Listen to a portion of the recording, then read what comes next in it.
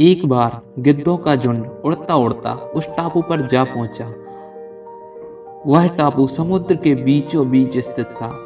वहां ढेर सारी मछलियां, मेढक और समुद्री जीव थे। इस प्रकार गिद्धों को वहां खाने पीने की कोई भी कमी नहीं थी। सबसे अच्छी बात ये थी, वहां गिद्धों का शिकार करने वाला कोई जंगली जानवर भी नहीं था। गिद्ध वहां बहुत खुश थे। इतना आराम का जीवन उन्होंने पहले कभी नहीं देखा था। उस झुंड में अधिकांश गिद्ध युवा थे। वे सोचने लगे, अब जीवन भर इसी टापू पर रहना है, यहाँ से कहीं नहीं जाना है, क्योंकि इतना आरामदायक जीवन कहाँ मिलेगा। लेकिन उन सब के बीच में एक बूढ़ा गिद्ध भी था। वह जब युवा गिद्धों को देखता तो वह चिंता में पड़ जाता। वह सोचता कि यहाँ के आरामदायक जीवन का इन युवा गिद्धों पर क्या असर पड़ेगा। क्या ये वास्तव में जीवन का अर्थ समझ पाएंगे? यहाँ इनके सामने किसी भी प्रकार की चुनौती नहीं है। ऐसे में जब कभी मुसीबत इनके सामने आ गई तो ये कैसे उनका मुकाबला करेंगे? बहुत सोचने के बाद एक दिन बूढ़े गिद्ध ने सभी गिद्धों की सभा बुलाई। अपनी चिंता जताते हुए वह सबसे बोला, इस टापू में रहते हुए हमें बहुत दिन हो गए हैं। मेरे विचार से अब हमें वापस उसी जंगल में चलना चाहिए जहाँ से हम आए थे।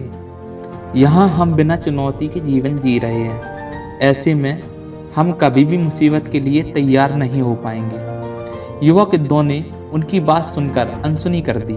उन्हें लगा कि बढ़ती उम्र के असर से बूढ़ा गिद्ध सटिया गया है, इसलिए ऐसी बेकार की बातें कर रहा है। उन्होंने टापू की आराम की जिंदगी छोड़कर जाने से मना कर दिया। बूढ़े गिद्ध ने उन्हें समझाने की कोशिश की, तुम सब ध्यान नहीं दे रहे कि आराम के आदी हो जाने के कारण तुम लोग उड़ना तक भूल चुके हो। ऐसे में मुसीबत आई तो क्या करोगे? मेरी बात मानो, मेरे साथ चलो। लेकिन किसी ने बूढ़े गिद्ध की बात नहीं मानी। बूढ़ा गिद्ध अकेला ही वहां से चला गया। कुछ महीने बीते। एक दिन बूढ़े गिद्ध ने टापू पर गए गिद्धों की खोज खबर लेने की सोची। वह उड़ता उड़ता उस टापू पर पहुंचा। टापू पर जाकर उसने देखा कि वहां का नजारा बदला हुआ था। जहां देखो वहां गिद्धों की लाशें पड़ी थी। कई गिद्ध लहूलुहान थे और घायल पड़े हुए थे। हैरान बूढ़े गिद्ध ने एक घायल गिद्ध से पूछा, ये क्या हो गया? तुम लोगों की ये हालत कैसे हुई? घायल गिद्ध ने बताया, आपके जाने के बाद हम इस टापू पर बड़े मजे की जिंदगी जी रहे थे, लेकिन एक दिन एक जहाज यहाँ आया। उस जहाज से यहाँ चीते छोड़ दिए गए। शुरू में उन चीतों ने हमें कुछ नहीं किया, ना ही कुछ नुकसान पहुंचाया। लेकिन कुछ दिनों के बाद जब उन्हें आभास हुआ कि हम उड़ना भूल चुके हैं, हमारे पंजे और नाखून इतने कमजोर पड़ गए हैं कि हम तो किसी पर हमला भी नहीं कर सकते और ना ही अपना बचाव कर सकते हैं, तो उन्होंने हमें एक एक कर मार कर खाना शुरू कर दिया। उनके ही कारण हमारा ये हाल है।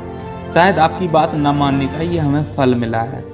फ्रेंड्स, अक्सर कंफर्ट जोन में जाने के बाद उससे बाहर आ पाना बहुत मुश्किल होता है। ऐसे में चुनौतियां आने पर उनका सामना कर पाना बहुत ही मुश्किल होता है।